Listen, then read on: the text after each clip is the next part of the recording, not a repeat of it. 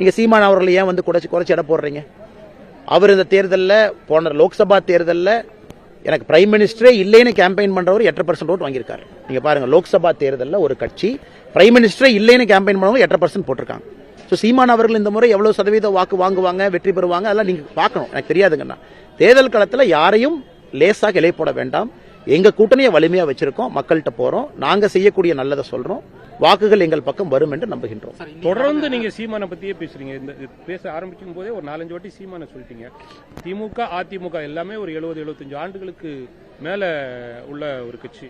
ஆனா சீமானை பத்தி நீங்க பேசும்போது அப்ப சீமான் ஒரு வலுவான கட்சி ஏன் வந்து தமிழ்நாட்டில் யாரையும் உதாசீனப்படுத்தக்கூடாது அப்படிங்கிறது என்னுடைய பாயிண்ட்.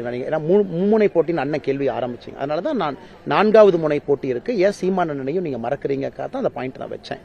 எல்லோருமே தலைவர்கள், எல்லாருக்கிட்டையும் கட்சி இருக்கு, எல்லாருமே வாக்கு வாங்கி ப்ரூவ் பண்ணிருக்காங்க. பாராளுமன்ற தேர்தல் ஒரு கட்சி 8% வாக்கு வாங்கியிருக்குன்னா அதை நம்ம அப்படியே தட்டி தூசி மாதிரி தள்ளுற கட்சி கிடையாது. அவர்களுக்கும் ஒரு வாக்கு வங்கி இருக்கு, ஒரு எண்ணம் இருக்கு, மக்கள் மனசுல எண்ணோட்டம் இருக்கு. அதனால் 4 முனை போட்டி இன்னைக்கு இருக்கு.